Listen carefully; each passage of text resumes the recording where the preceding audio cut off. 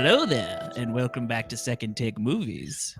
I am your host, Alec Guinness, played by Preston Jenkinson, and joining me is my co-host, Jake Twito. Did you start recording this just now and then make that voice?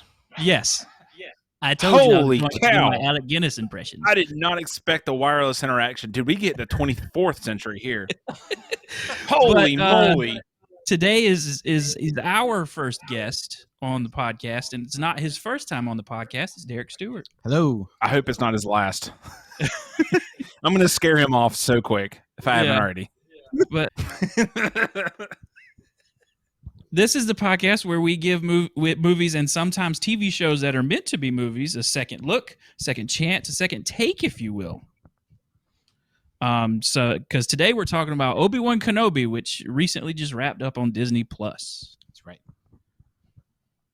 Thank goodness. What a turd. Yeah. You didn't like it? I'm just kidding. I loved it. I just wanted to get the take really quick. With it a turd. Nah, that was good, man. The story of Obi Wan Kenobi, Jedi Master Obi Wan Kenobi, has to save young Leia after she is kidnapped, all the while being pursued by Imperial Inquisitors and his former Padawan, now known as Darth Vader. Definitely not a turd. I just want to know who writes the daggum descriptions for these things, because Preston, I don't think we've gotten one that's awesome yet. I get them from IMDb every week, so if someone has a different source for getting them, you know. You try the Wikipedia page. Ooh, I like that, because I can edit that Wikipedia page. Yeah. I can edit that and give it to you. But this one actually had reviews. The last time we did a TV show, Boba Fett didn't have any reviews. Really? Yeah. Well, I think we did that like the week it wrapped, so it didn't really have a bunch of. Okay. This one has like had a good varying. Thing. How were the reviews on this one? Were the reviews like positive, negative? The lowest one was a 42, and the highest one was like 100. So okay, it wasn't. It was like a mixed, is what Metacritic would call it. Okay. The positive one from Brett White at Decider says, judging by the 2 episodes screened at Star Wars Celebration, Deborah Chow and the cast and crew have not only risen to the occasion, but they've exceeded all hopes. Kenobi feels like a true auteur vision. Chow's stamp is all over the series, making it feel like a unique entry in the Star Wars saga. Kenobi feels like high stakes, emotionally deep, and like the first Star Wars series to matter, capital M. It's a feat. Huh. I wonder which 2 episodes they saw. You think that was the first 2 episodes? It was probably the first 2 episodes from, because that's why they released the first 2 episodes, was because the Star Wars Celebration was that weekend. Because I feel like the show was a steady ramp up. Like, it got better and better as it went on. So if they thought the first 2 and like, if you saw Darth Vader, if they saw Darth Vader in the first 1 or 2, that thing would have been pooping its pants. So there's no way they saw that. I think that's episode 3, maybe. No, he doesn't show up in the do you get any sense of him in the first 2 episodes? Not really. You see him at some point, but the action action scene. It's like just him and it cuts to him in the back. Yeah. So like you never see him acting. Yeah. Okay. So the negative review from Dan Farich at Entertainment Weekly. Okay. Obi-Wan has a larger problem. It was dumb as a rock. Wow. Simple rules of spatial logic went out the window. Main characters kept almost killing each other and then walking away too long enough for their wounded opponent could recover. So their wounded opponent could recover. I mean, that's fair. I feel like. Yeah. Because there was a couple of those moments. There were. That was the biggest weakness of the show. Was, what did he say? Spatial logic. Yeah. Which that sounds like the nerds on Star Wars internet, just like when The Last Jedi came out and they dropped those bombs at the beginning. Like, there's no gravity in space. It's in a galaxy far, far away. Shut up. So for my friends on the Star Wars forums, Preston's address is, if you want to find him. But that's a good negative review, though. That wasn't that bad. I mean, like, it's fair. Yeah, it's fair. It is fair, because that's Star Wars. You know, that legitimately, it's like, corny. I felt like Reva's death would have, like, if you just let her die, that would have been more impactful than like giving her that extra thing where she chases Luke at the end. Well, and you can't have the Grand Inquisitor get killed and then come back, and then her get killed and then come back, like two episodes in a row. It's too much. Like, but his makes sense because his species has 2 stomachs. Oh, yes. They don't reference that in the show at all. No, but most Star Wars fans like know the design of that alien, and he has 2 stomachs.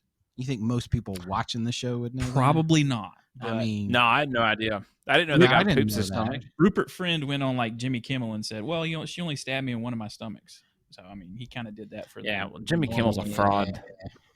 Well, what? No. She's got 2 lungs, so she's okay. I guess I don't know.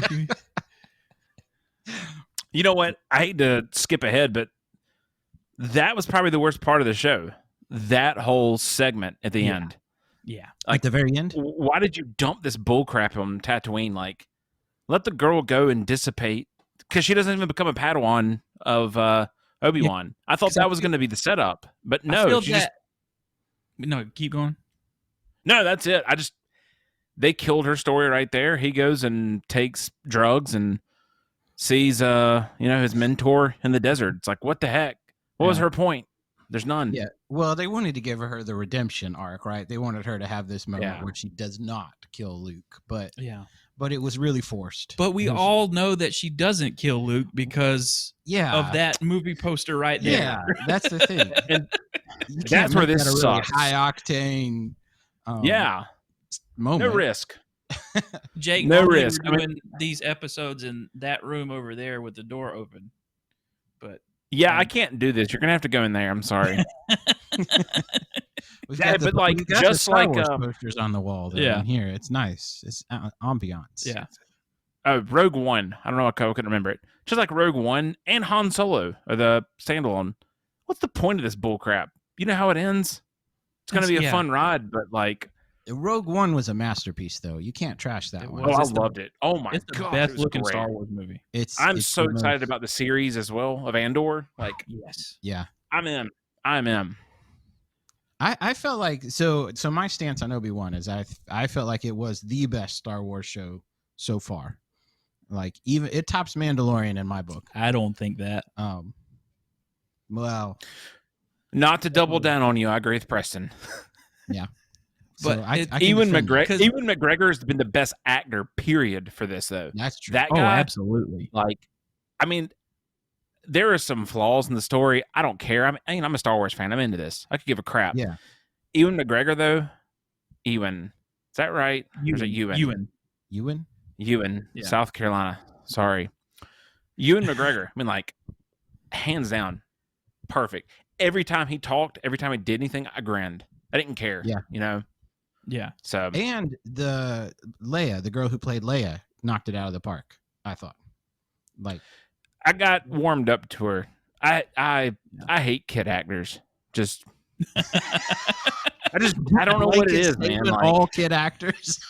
yeah. Blanket statement. If you're a kid and you're in a movie, I hate you. But so it took you a while to get into Stranger Things, then. No, that one. Those were adults, man, from the start. Dude, those kids from Stranger Things were level 15 paladins. So their D&D characters gave their age. That was it.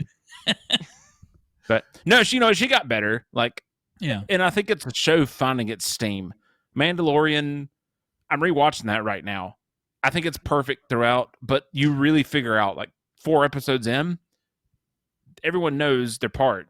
And this is the same thing, It's shorter than Mandalorian. But that little girl, she picks her steam, she picks her point. They go out of Compton at some point after she gets her Compton influences, and she's set. I don't know. From Ice Cube's. Ice Cube's son. Oh. Yeah, sorry. I get it now. Yeah. Straight Didn't out of know Compton. he was in this. Yeah. Oh, shoot. But it's good. But if Ewan McGregor, I mean, they're not going to do this without him, but that guy, he nailed it. I mean, I get it.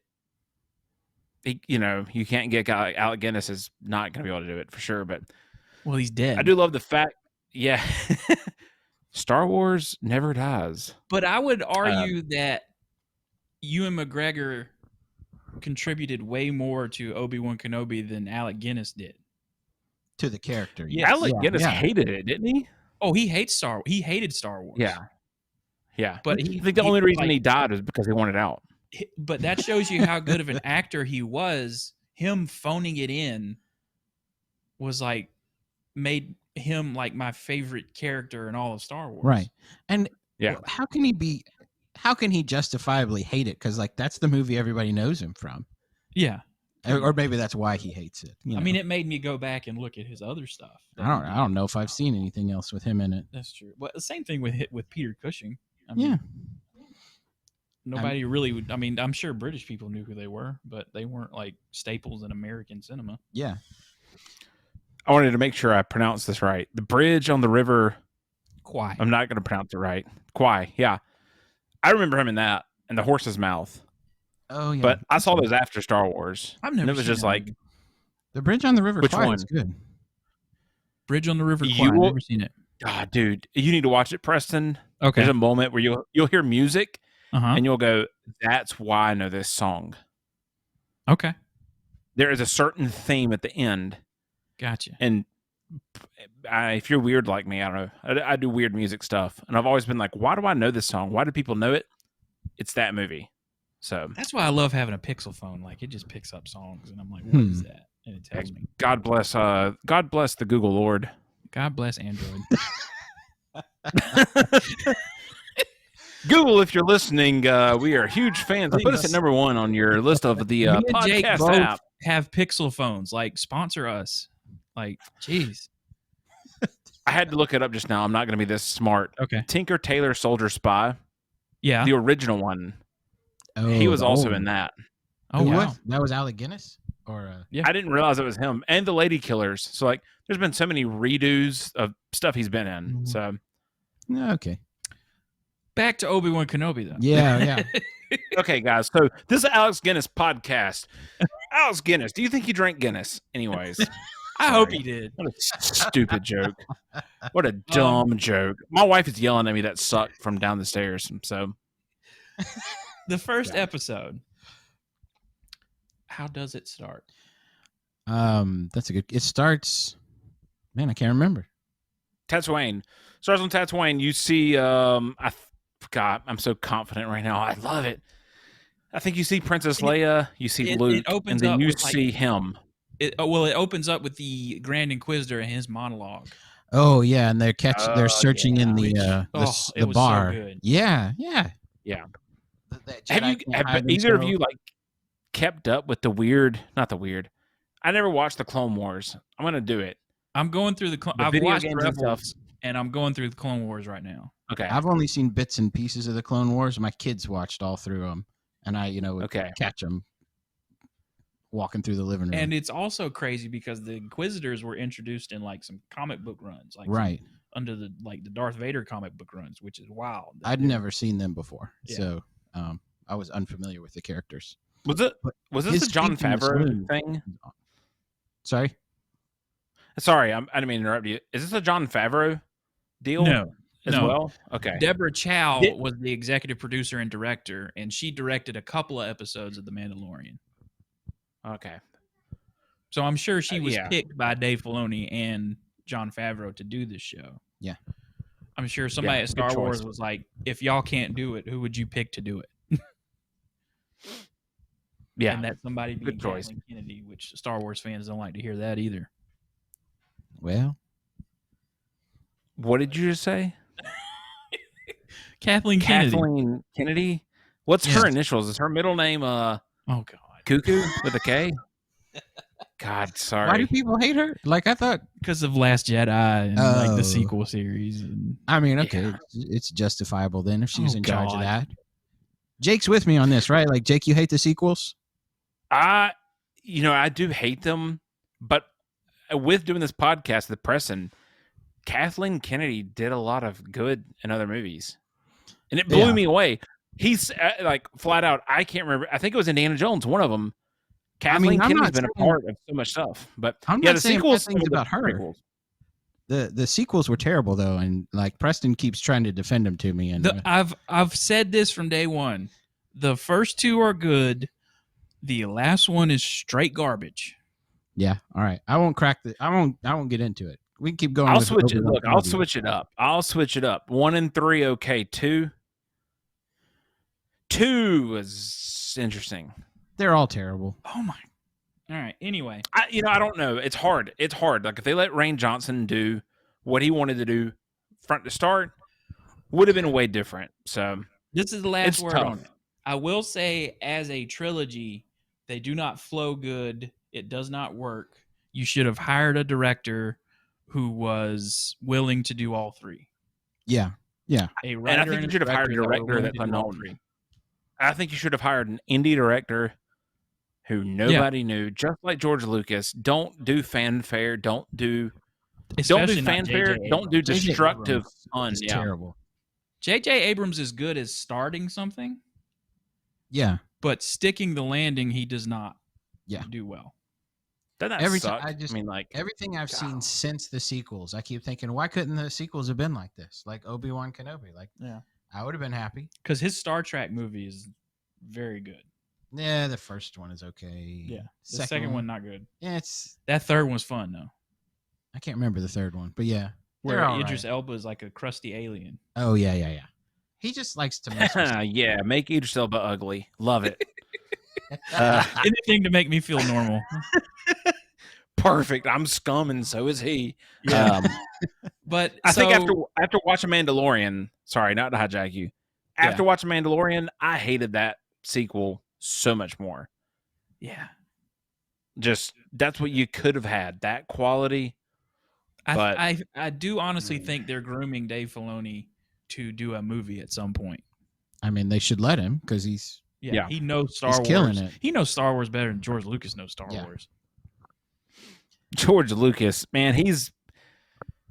If you've never, I don't know if you like Seth Rogen or not, but Seth Rogen had a book that came out and I read it. It was hilarious. And there's YouTube clips of this interview, talking about when he first met Steven Spielberg and George Lucas was hanging out with him. So he's freaking out like George Lucas and Steven Spielberg. I can't do the Seth Rogen laugh. Sorry. That's better. Oh, yeah. George Lucas is in space, man. That dude was ready to leave when the Mayan calendar ended. So did his creative commitments. So, yeah. But this movie started. That movie. Wow. Listen, Show started with you get all that, and you very quickly get which freaked me out. I don't know how y'all felt. Like Obi-Wan's involved in Luke's life at some point. Well, yeah, I mean, and that threw me off. But in the original movie, when they see a message that says, "Help me, Obi Wan Kenobi, you're my only hope," Luke is like, "Oh, I wonder if they mean old Ben Kenobi." That's true. That's true. Luke always knew who he was. I don't think he knew him very well. And he wasn't involved in the beginning because at the end is when Owen says, do you want to meet him?" Yeah. So they'd never talked. That's okay. Also another goal of this episode is to fill all the stupid gaps that this stupid internet has brought up. It's like y'all take this shit way too seriously sometimes. Right. I don't think they broke canon. You better be careful. The the internet will kill you. Be careful. Yeah. You got McAfee. Just stay off of Star Wars, Twitter, all of it. Right. When a new property comes out. Right. Just do it for your own mental health. Just stay off of it. Doesn't that suck though? To me, Star Wars nerds, myself included, that should be the best. Those are the people. The original. Be fun to talk about Star Wars. Oh my god! Even let's talk about Marvel. I don't know if you look. Sorry to skip. I've got it pulled up. There's an ad. Thor, Love and Thunder. Holy cow, man! It's like a new form of cancer. Looking at all those boards and stuff. I got tickets for that tomorrow, by the way. Oh man! Ooh, I got it for Saturday. That's a separate. We're chasing rabbits in your podcast, man. Yeah. Anyway, hey everybody, welcome to the podcast. This is the Thor Love and Thunder prequel. This is your boy Zeus. My ancestors from Norway. All these other scrubs are just Irishmen. What's up? So back to scene 2 of episode 1. We're 20 minutes in when we're not even through the first episode. So they're looking for Jedi on Tatooine, and they find one. And the Grand Inquisitor's way to find one is to slowly interrogate people and try to feel them out so he can find them. And he's evil, man. He is evil. He's great. Yeah, he's scary. Rupert Friend is from the beginning. Amazing. Yeah, I wish he was in this more.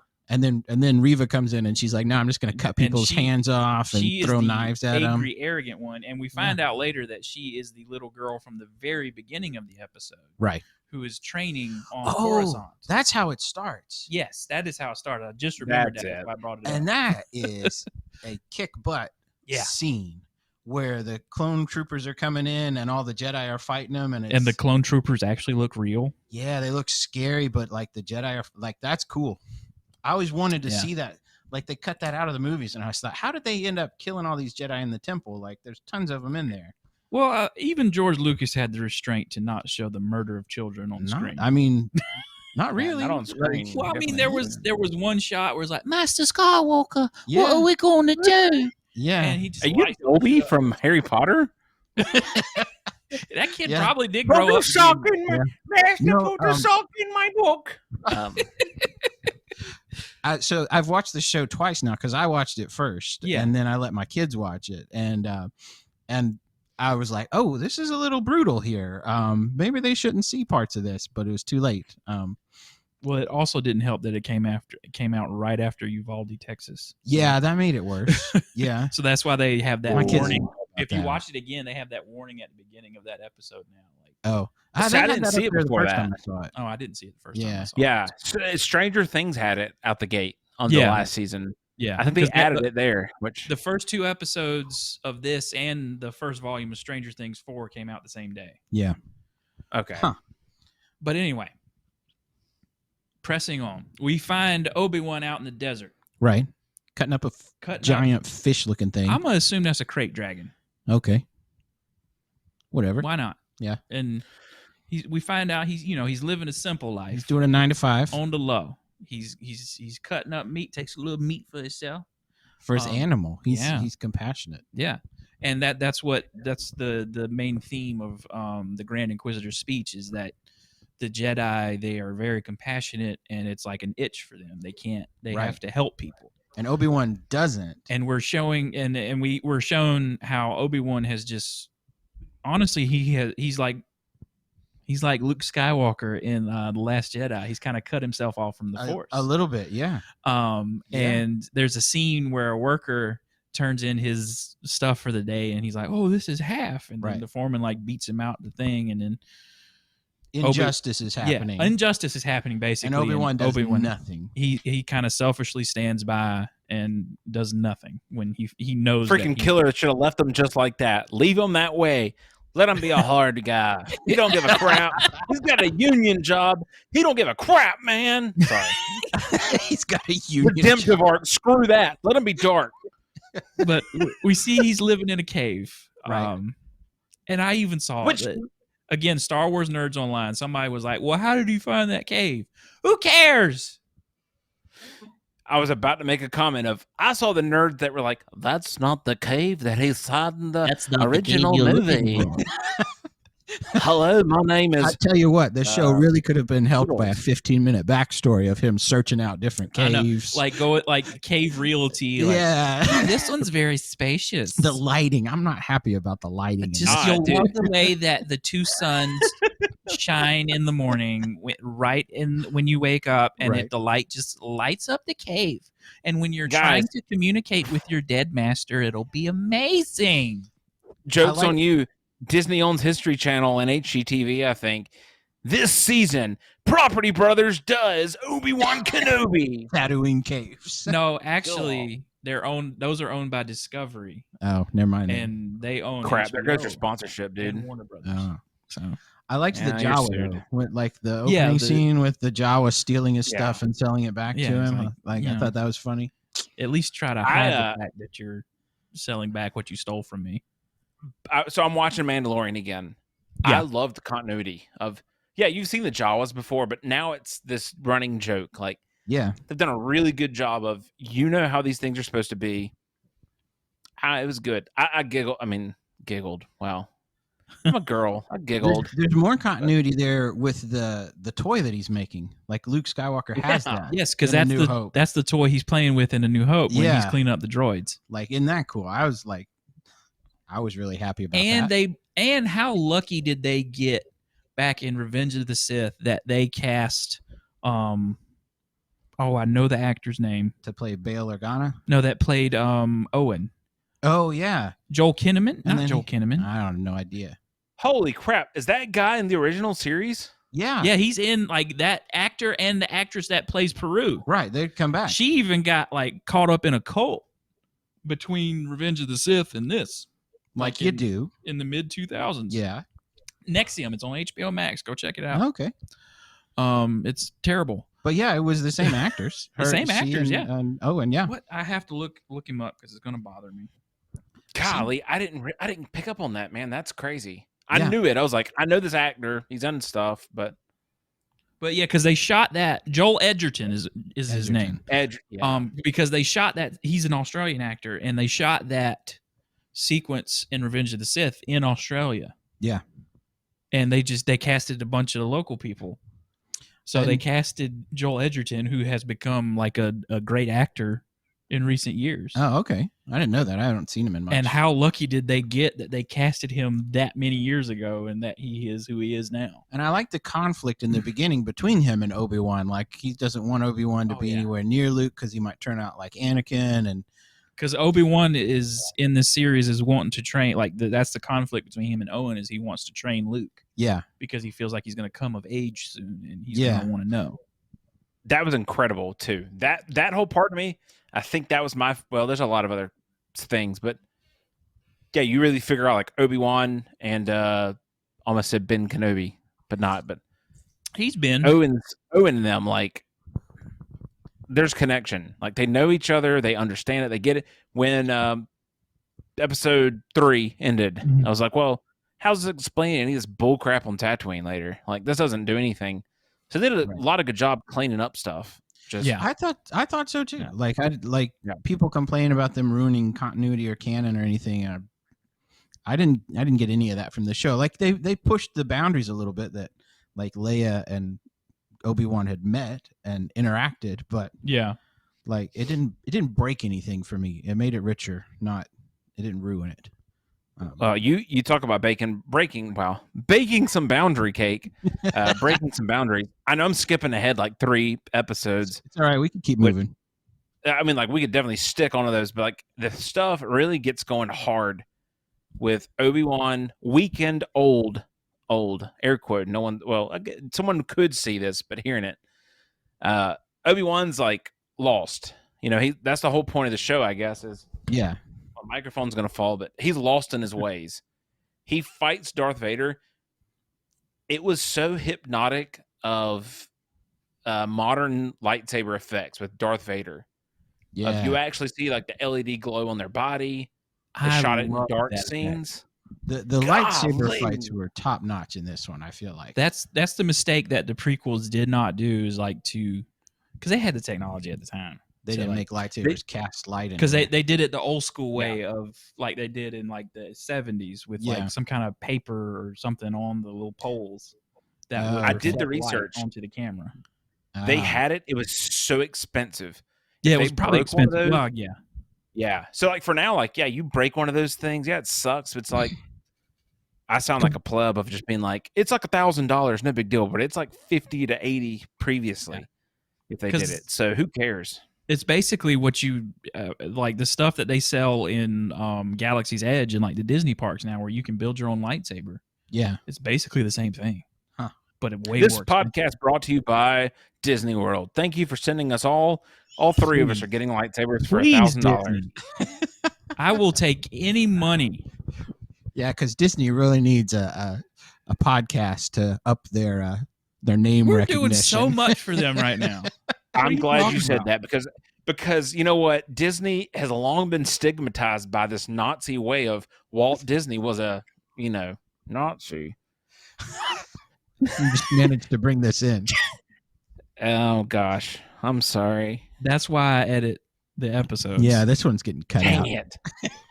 Should have been live. Here we go.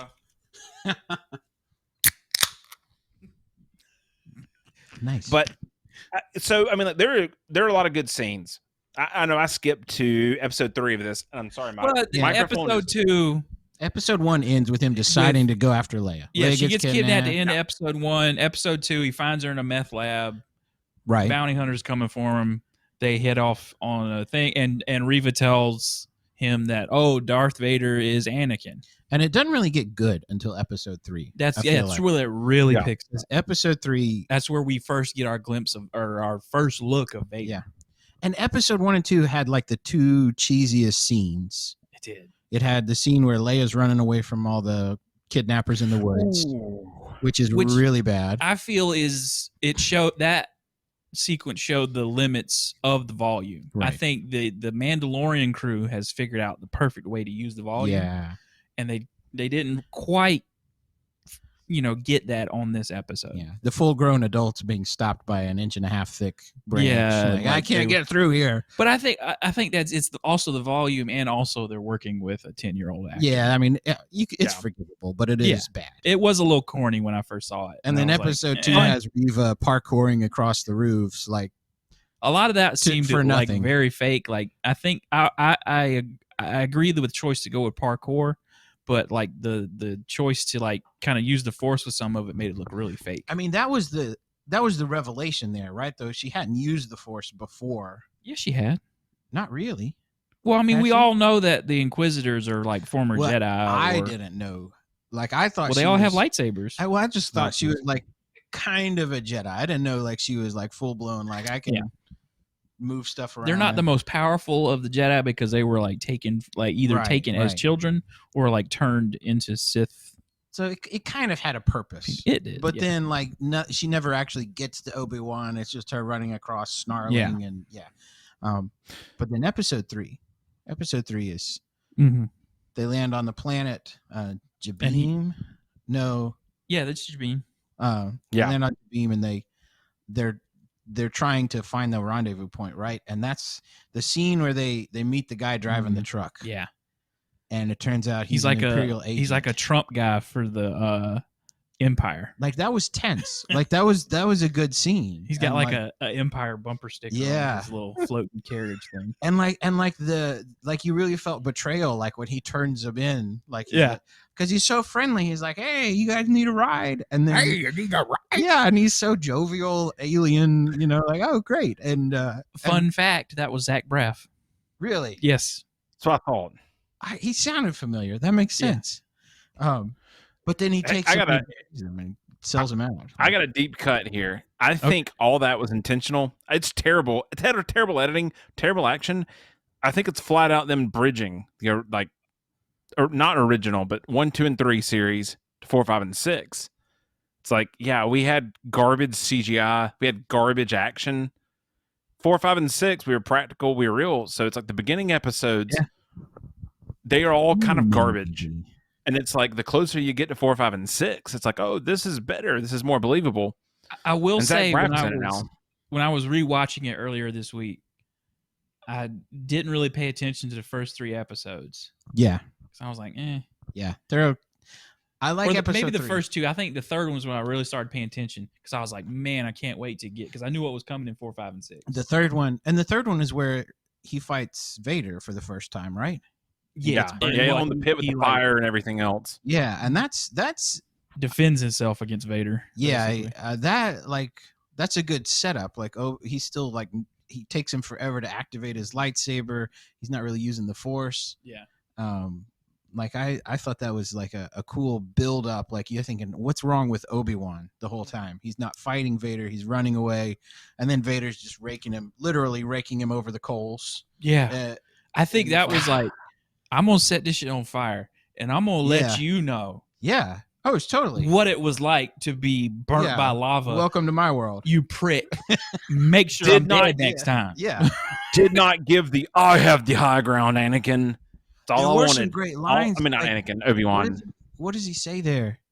Like Vader has some just like chilling lines when he's fighting Obi-Wan. I can't remember if one happened here. And the voice of Vader, the way they achieved it was through I can't remember the name of the company. Okay, I've been curious But about if you this. look in the credits, it was like voice something or other.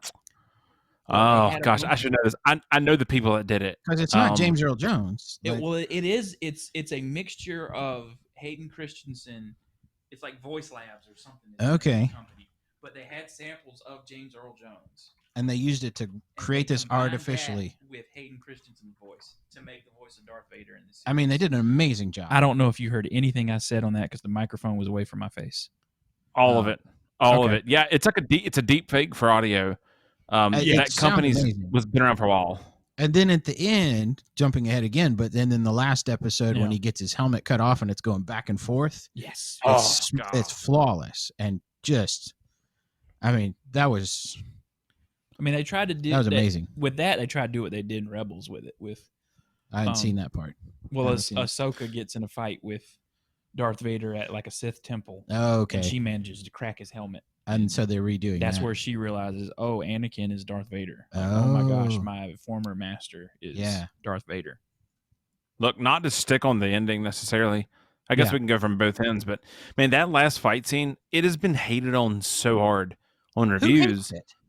It's amazing. I think people that were like, he should have killed Vader. And it's like, do you understand this was a prequel? Again, this movie poster. Yeah. Well, that's the thing. Like, you know how this is going to end, man. You definitely know. I mean, that was beautiful. I mean, that fight scene was the best thing I've seen. That Mandalorian had stuff better, but that was probably the best modern Star Wars fight scene, period. The lighting was perfect. Yeah. Sound effects were perfect. Motivation was, I mean, like, it was just everything. Except for Darth Vader pulling that starship out of the sky. An episode before, or 2 episodes before. Man, it was that was everything. Yeah. I think it's 4th. Is it 5? It is 5, yeah. That whole scene where he pulls the starship out of the sky and then he fights Reva without ever drawing his lightsaber. I was grinning the whole time. Mm-hmm. I'm like this is Vader. Yeah. Rogue One started that where they made Vader like just evil. Love that scene. You know, at the end of Rogue One. And then this show's continuing it. And it's just like, it's so powerful to see Vader as a bad guy. Because in the end of the prequels, you see Vader as like this angry kid. Yeah. And he's kind of a crybaby and he's immature. And now he's the villain. But the thing that makes him the greatest villain in all of film and cinema, movies, whatever you want to call them, when he walks into that hallway in A New Hope, you immediately know. Oh yeah, you don't even have to hear him talk. He just walks through the very beginning. Yeah, you're like slow clap John Williams on that, man, too. Yeah, I mean, no kidding. Jaws and the most recognizable things ever. It's the music. It's the look. It's all the dead bodies on the floor. Yeah, the stature of I can't remember the guy's name that was actually in the suit. Yeah, and James Earl Jones. Oh yeah, that you don't even you don't need James Earl Jones. Just first time you see him, you're like, oh, I don't want to mess with this guy. The breathing, everything. Yeah. This show did it crazy. This was like Vader on a like teenager hate rant. God, I can't talk. I had gas in my mouth. Sorry, gas in my mouth. I had to burp.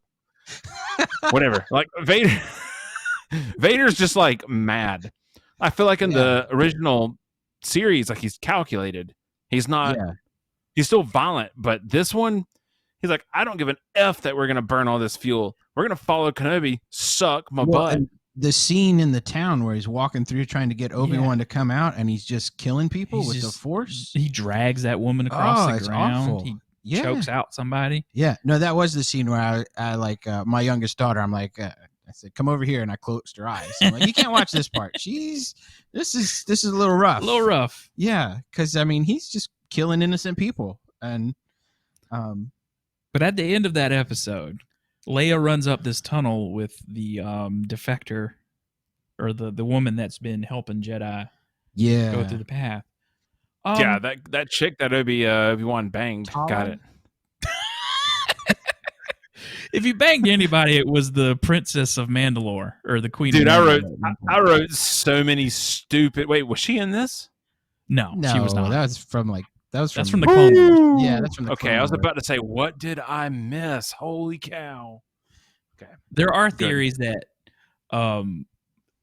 Luke and Leia are actually Obi-Wan's children. Yeah, that's a bit of a reach. That's that's a hard reach. Yeah, it's like, oh, maybe not Natalie Portman. Well, the actress is Natalie Portman, but Padme and Obi-Wan maybe had like a. I think it's stupid too. Stupid. It's dumb. You gotta treat your text with a little bit of respect here, yeah. Just a little bit. Yeah, Preston, congratulations on the podcast. You've been removed. I have a new co-host. I didn't say I believed it. I'm just saying it's out there. Well, you probably think Liam Neeson. Oh my gosh, Liam Neeson. I can't talk. Liam Neeson ratings. I don't even know what dumb joke I was about to make. I quit. It wasn't offensive. So that was the good part. But Reva cuts her off at the end of that thing. Like, how did she get there? Wait, at the end of what? I've lost. When Leia's going up that tunnel.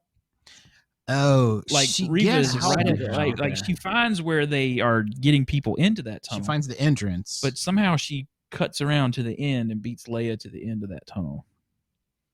Yeah, I'm not sure how. Oh, I mean, Leia's. I'm willing to forgive it, but she's got short little legs. She can't run very that fast. is the one thing I agree with the nerds on is how did she get there? I mean, she probably can anticipate. Oh, this probably ends at the spaceport. It's an escape tunnel. That's true. Yeah. Okay. I'll cut it. The Force is incredible. It can do amazing things. I mean, Force sight, Force walking. Right? She just kind of senses the tunnel, and it's like, oh, here it is. The Force is an energy field. The joke is on you. The Force you can represent. In this fight, is this where it surrounds us, binds us, where Obi-Wan says to Darth Vader, "What have you become?" Yes, and then he says, "I am what you made me." I am what you made. See, that's what I'm talking about. Like that's like Darth Vader. He gets some cool lines in this.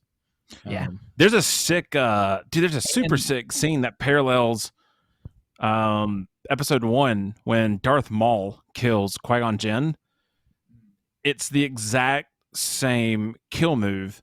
It doesn't work, obviously, because everyone lives, but Darth Vader does the exact same thing that Darth Maul did to kill Qui-Gon Jinn. And I went, man, I am a nerd.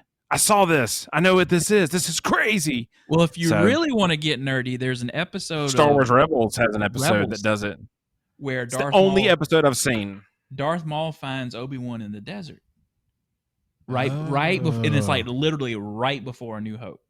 Darth Maul finds him in the desert, and Obi-Wan does that stance with the two fingers pointing. Yeah, that he did, and then he switches to Qui-Gon's stance that he had at the end of the Phantom Menace, and then Darth Maul's like, "Ooh, I've seen that before. I know I can beat that." And he tries to go for the move where he hits him in the chin and slices him. Right, but Obi-Wan sees that coming, and he just slices him right down the middle. It ends so quick. But it's so great. I haven't seen that. I should watch that. And then Darth Maul's like, is he the one, like talking about Luke? Because he figures out that he's guarding Luke. He's like, is he the one? And Obi-Wan's like, yeah. He's like, he will avenge us. Let me ask you guys, like, I know this isn't necessarily Kenobi. 2 things. One, Phantom Menace. It's not as bad as I remember. No, it really isn't. It's worth sitting through to get to that fight scene at the end. Which it's got a lot of cool stuff. And even like the pod racing. And Dave Filoni has a great explanation of that scene. It's like the reason why that song is called "Duel of the Fates" is that Qui-Gon knows that this is the duel of the fate of Anakin's soul. Oh. Because hey guys, could we just go ahead and do that song real quick? If you guys could sing along with me, that'd be great. You ready? 3, 2, 1.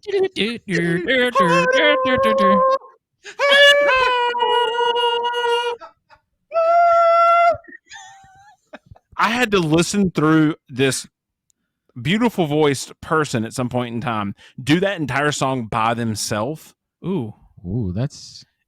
I took a date to see that. Was that John Williams? Too? It was. Yeah, still John Williams. Yeah, he found like he translated some like ancient Sumerian, chant into like something that people could pronounce. It is some It's some amazing music. Yeah. The third Part 2 of the random. Oh, go ahead. The third sequel movie was gonna be called Duel of the Fates. You've told me this, and every time I hate it. I just don't tell me how good the third movie could have been. There's like storyboards. No, yeah, online. I don't care. I don't care about the stupid storyboards online and the great plot they had. Don't care about none of that. Instead, we get the resurrected freaking emperor killing a bunch of Star Destroyers with lightning. Lightning. This show is supposed to be called Hello There. Hello there. That's and the they original saved title. that till the very end of the show. Like they knew what they were doing. They knew what they were doing. Oh man, that was so great. Because like you expect it when they come across the guy that gives them a ride. Yeah. Hello. Yeah, he just It's says like, hello. And you're like, what is this? And then he says it to Luke at the very end. But then we get to the episode of the Fortress Inquisitorius. That one's an interesting episode. Yeah, because it's basically beat for beat the final level of Jedi Fallen Order. No, I haven't. That's what I thought. I haven't played it. I've seen a playthrough and I went, this is legit the exact same thing. That building and that place are part It's of in the video canon game. It was introduced in that video game. There's some really strong moments in that episode. It is, and it kind of goes pretty much the same way it goes in the video game. Like Obi Wan fighting stormtroopers. Yeah, and this takes place after the events of the video game.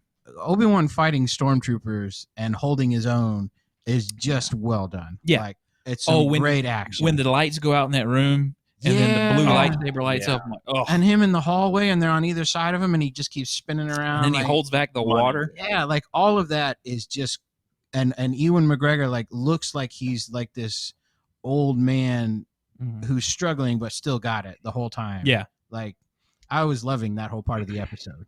The whole time. Yeah. And the interrogation between Leia and the third sister is also like where she's trying to like read her mind with the Force and Leia's strong enough to stop her is really cool. But the ending of that episode is weird with this. Like that's one where what did the guy say? The spatial logic falls apart where these two speeders come into a hangar and are like zipping around somehow and that was bizarre. But this is a whole series about space wizards. Yeah, so. I mean, no. It's disconcerting though. Like it's like, wait, weren't they just like flying towards a wall and now they're they back pulled outside? back on the brakes. I they mean, hit the e-brake. You gotta make me believe that though. You can't just say, hey, just trust them. They're good pilots. These are the same speeders that just flew around a AT-AT and made it fall with a rope. Got Tom Cruise in there. Exactly. Okay. I was. Which Tom Cruise? Do you guys think it would have been?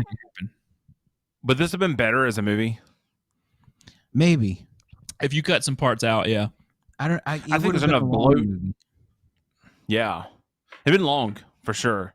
I would like to see them make. It probably could have been a Disney Plus original movie. Maybe.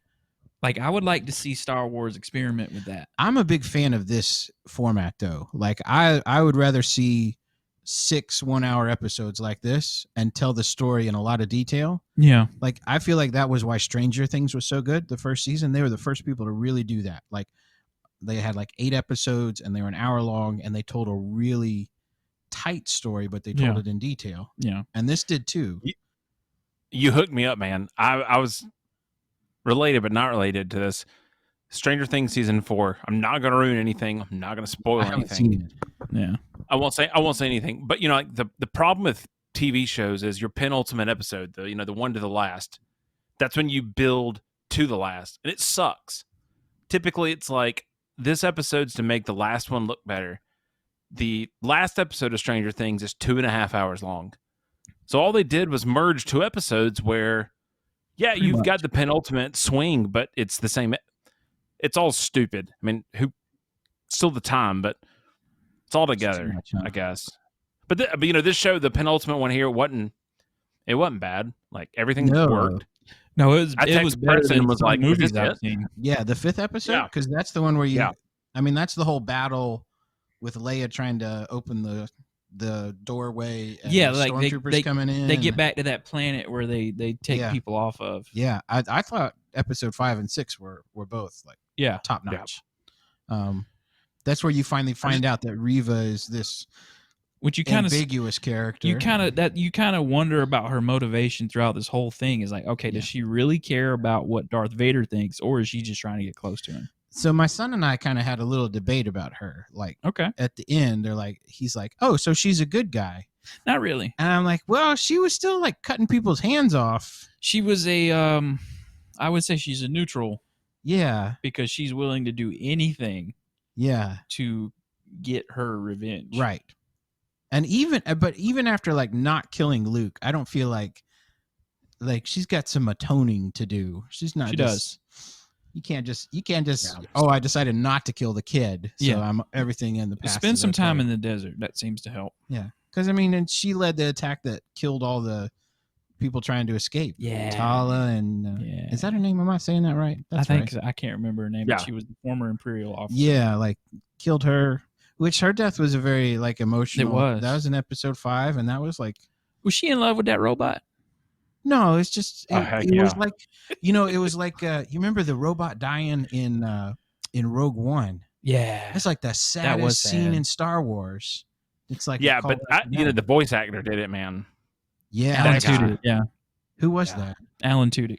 Oh, that's right. Yeah, he did. Yeah, do that. I'm gonna tell you, you get 10 points. Not to be sappy or like nerdy. I remember watching Star Wars as a kid for the first time, and it changed my life.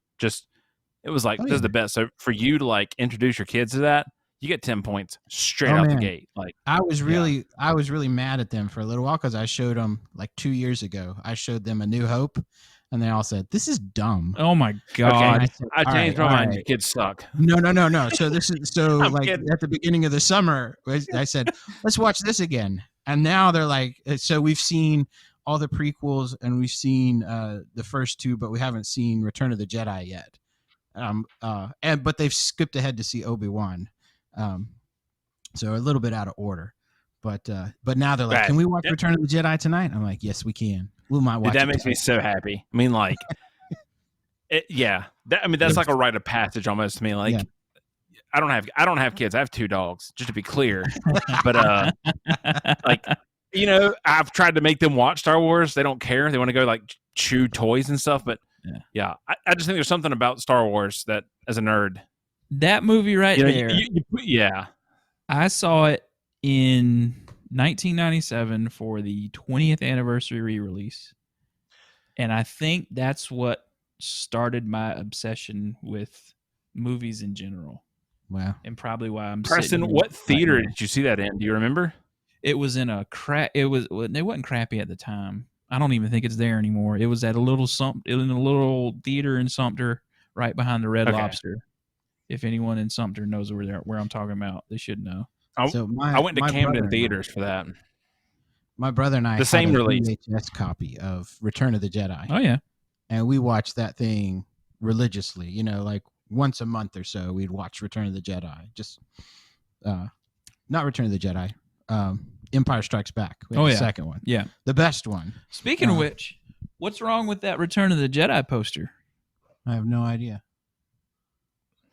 What color is Luke's lightsaber? Oh, it's blue. Yeah, it's not. Yeah, it's supposed to be green. I'm colorblind. It was going to be blue. Not funny. It was originally going to still be blue. And they changed it. But because there were so many scenes in the Tatooine desert that you couldn't see it against the blue sky.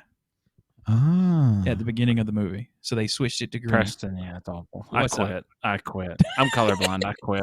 That's such a rude joke. Yeah, Jake is actually colorblind. I don't know what that is. It just looks small. Well, you can't really see it in this little camera. Yeah, that doesn't help. Yeah, I'd be impressed. Yeah.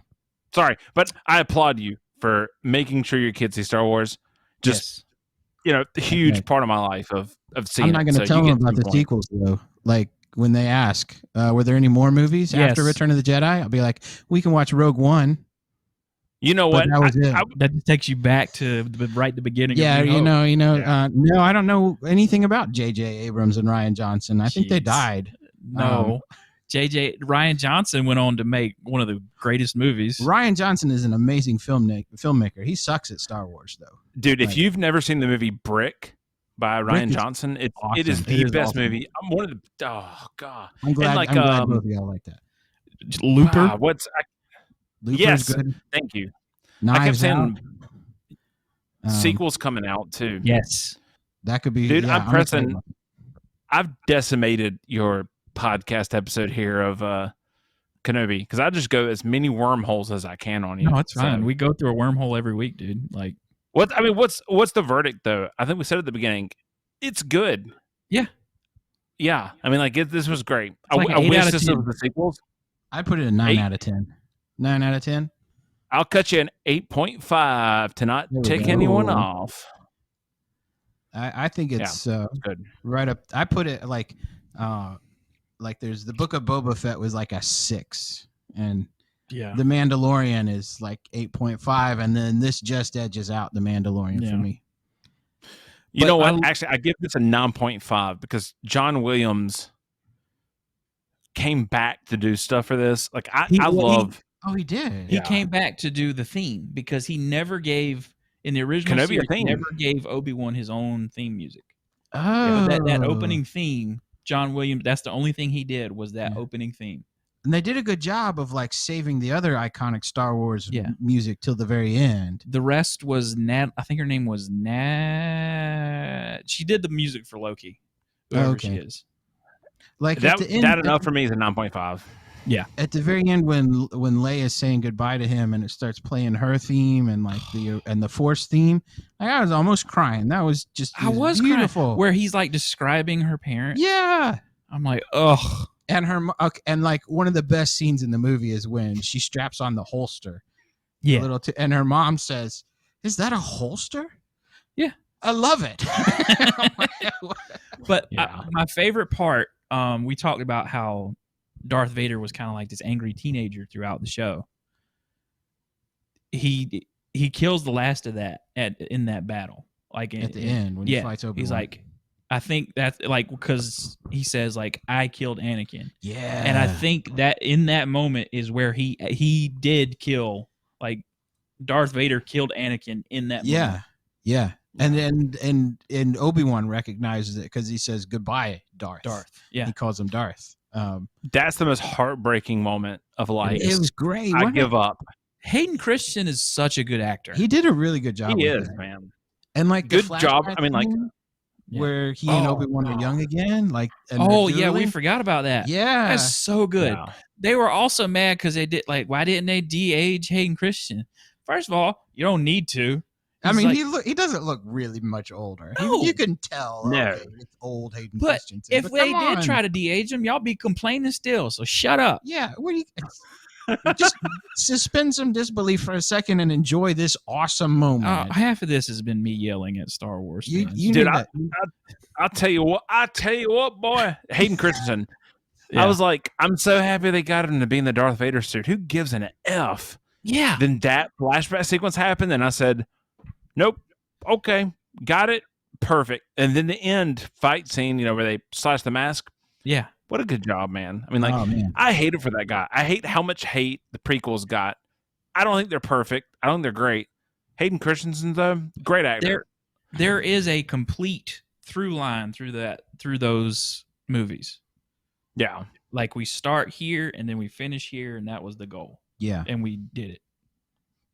Looper sucks. Oh, God, shut up. Wait, what? Where did we go? Looper? Actually, I love Looper. But Looper's a great Hayden Christensen, another movie of him. Sorry. No, Jumper is what you're thinking of. Jumper. Sorry. That's Looper is Joseph Gordon-Levitt and Bruce Willis. Yeah. And Rain Johnson. Yeah, Ryan Johnson. I'm stuck on Rain Johnson. Yeah. Jumper. Good movie, I think. No, I've liked most of his movies. Yeah. Ryan Johnson, he's all right. Yeah. But Star Wars is not his thing. All right. I think it's just crazy. You're about to wrap up, and I'm going to delay you just to make you uncomfortable. Go for it. I just think, like, what is the big thing of the series? Hayden Christensen, people like him again. Yeah. Who cared about him a year ago? Well, see, here's the thing. All of that started, like, when the prequels first came out, the people that loved it were kids. Right. And they weren't old enough to get in front of a keyboard yet and express that. Right. Now they're all in their 20s.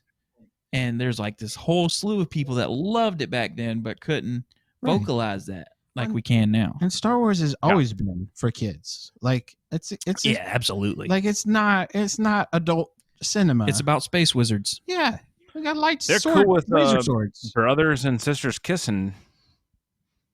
Yeah, that Man, that got quiet. That comes with not knowing where you want to take your characters. I'm sorry. We're gonna have them kiss just in case. Just in case. Yeah, I agree. No, Star Wars has always been for kids. Like, yeah, and money. Like, I want to be a nerd and bring over. I bought a Lego set of Mandalorian stuff. Yeah, he got drunk one night and ordered like the Mandalorian's ship. There's nothing wrong with buying Legos as an adult, but he was drunk when he did it. So I mean, there's a little shade. Hey guys, here's some stuff. You even built them. Look at those. Oh, dude, I pre-ordered them. And was like, well, I'm not gonna cancel this. I'm definitely gonna sit here and do this for hours. How do you feel about the Mandalorian's new ship? I like it. I don't know if I've come around to. I really like the laser. I think it fits the character at this moment. Like he's not a bounty hunter anymore. Yeah, and he's going back to Mandalore for redemption. I fit the lore of like, it's rad, but to me, like Slave One, that's the money. Sorry, hold on. I hate that ship. It's so poorly designed. Oh, you've got it too. It does look cool. It looks terrible. I don't like it. You don't like the look of that? The Razor Crest was 100 times better. Yeah, that thing was like a VW bus. Yeah, it was like his apartment. Yeah, See, like, I agree. Yeah. So we move on to our next segment now that we're done talking about Obi-Wan, and we've given. That's right, Preston. We sure do. This week of Johnny Depp Live. Yeah. Not much. All right. Our special guest. How do you feel about Johnny Depp? What do you think? What's your opinion on Johnny Depp? We had this thing because, we had episodes where we were in the middle of the Johnny Depp trial. I mean, I didn't know anything about Johnny Depp till I saw the first Pirates of the Caribbean. Yeah, and ever since then, I've really liked him for that character alone. So sold. He loves Johnny Depp. He's in the club. He is the best. I don't know anything about his personal life, and in general, actors' personal lives are very disappointing. Basically, on this podcast, he does not like the planet. Yeah, he does not like poop on his bed. Yeah, I mean, you start getting into picking sides between celebrities, marriages, and that's just the first step down a long and dangerous. Just imagine you walk into your bedroom and your wife is like laid a turd. I'd prefer not to imagine that. I wouldn't either. I know her. I don't want to. That's just not something. You're on speakers. My wife has heard that probably and just going, oh God. Well, I can't imagine the stuff she's heard coming from that room. So okay, guys, the end of the Johnny Depp segment. Congratulations, Preston. Back to you. Real segment. What's the real segment? What it's like a what have you been watching? What would you suggest that people watch? I haven't come up with a creative title for it yet. Oh, okay. That's it. I've been watching the new Chris Pratt series on Amazon. Yeah, Prime, I caught that this weekend too. The Terminal List. Is it good? I'm like 3 episodes in, and it's pretty fun. Chris Pratt actually has some range in that. That's all right. I thought it was a movie, so I'm going to watch it. I'm so happy you said that. Yeah, no, it's worth watching so far at least. Maybe the last half is terrible, but the first half is pretty well done. Yep. I've got a couple of things. The first one is Everything Everywhere All at Once. You're the second person that's recommended that to me. I watched it last night. It is so good. All right. I'm gonna have to check that out. It's a little out there, but it's very like poignant and emotional. And has a great theme throughout. It's really good. All right. Did you catch my boy James Hong in that, man? Yeah. Short round. Oh, okay. He is the best. He doesn't act a lot, and he came back to do that. So, love the him. second one is for me is The Boys. I know it's not for everybody, but you like crawling in penis? Never mind. There's a lot of penis. Yeah, that's not my kind of show. Yeah. That's what it's not for everybody. Hey, but you know what? I'll back you up. It is a sick, like it is probably superheroes in the real world. This is probably them. It's like a takedown of like superheroes, Disney as a whole. the way the news cycles. Yeah, I'm tired of that. That's like a millennial It's thing. a very cynical show. Yeah, it is. like it's like there's no such thing as heroes anymore. That's like the thing for the last 2 decades. Yeah. It's like I'm over that real quick. But basically the premise of the show is if superheroes were real, they'd be the worst people on the planet. Which is just a cynical way to look at the world. I prefer Captain America. Right. This show is hilarious. Anyway. Right. But also Stranger Things, if you haven't caught it yet. Yeah, see, I need to watch Stranger Things 4. Stranger Things, I've been watching it's a Hulu series called The Bear. It's Is it the cocaine bear? I love cocaine and I love bears, but no. I've never done cocaine. That sounds like two things that shouldn't mix. Well, I said I did cocaine last week, so it's a show about a restaurant in Chicago. Okay. That's it. Oh, I saw the previews. Yeah, it's good. You know, it's a lot it's not the best thing in the world. I just got back from Chicago on trips, so it's weird to be like, "Oh, I know that spot." But it's a high energy freak you out because there's no happiness. I'm depressing. There's no happiness. Yeah. Yeah. Watch Stranger Things. It's not happy. Obi Wan made me really happy, so I can watch something depressing right now. Yeah. Yeah. I'm okay with that. No, Definitely. but Everything Everywhere All at Once is a very you wouldn't think it, but it's a very family oriented movie. Okay. And it has like a good message at the end of it. Well, you guys, Preston, you will. You've already said it. Will you see Thor in theaters, you think? I'm going tomorrow. Yeah, you're already there. Yeah, you're going tomorrow. Sorry. won't. That's the only thing I got to plug. Go see Thor, I guess. Yeah, go see Thor. Of course, my Norse. Go see Thor. But also, find a movie that's in the theater that's not Marvel or something huge and go see it while it's in the movie theater. Yeah, and the Minions, maybe. Help somebody else make money. We all know that everyone's going to see Thor because I couldn't find one at the Lexington Theater over here. I couldn't find a seat. But if there's a movie that you like, I kind of like to see that, go see it. I agree. And you know what? I think, I hope not, but I think there's going to be a downfall soon of these Marvel movies aren't going to be the best. So maybe we'll get tired of them. I hate to be this depressing. Yeah. Anyway. Yes. Kill this, Preston, before I get real dark.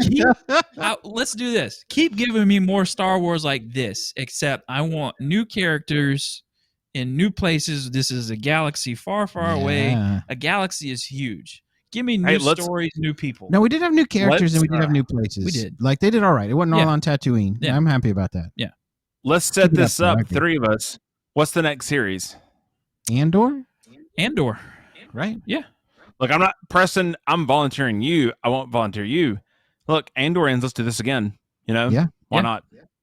I'm trying to get Derrick when the Lord of the Rings series comes out in September. Because I'm pretty sure they're going to do that week by week. Right. We do that week by week.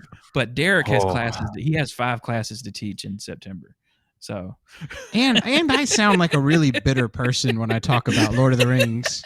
He has the best line. My favorite line of editing all these episodes is they turned Faramir into a little bitch. They did.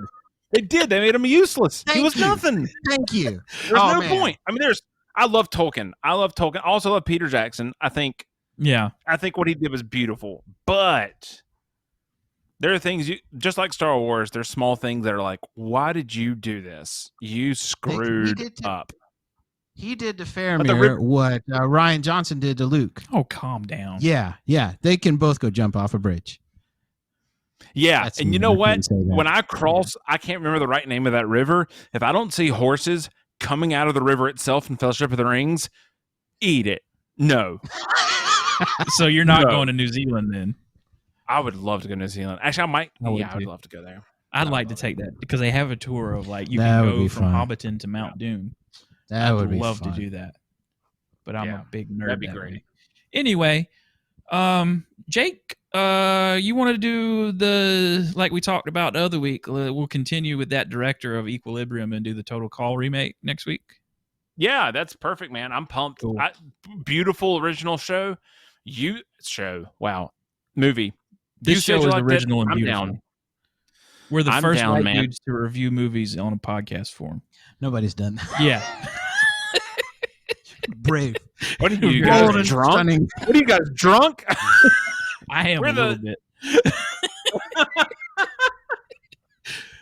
But Derrick, thanks for coming back. Appreciate it. Thanks for having me. Yeah, Derrick, nice to meet you, ma'am. You too. So me and Jake will see you next week with the Total Recall remake.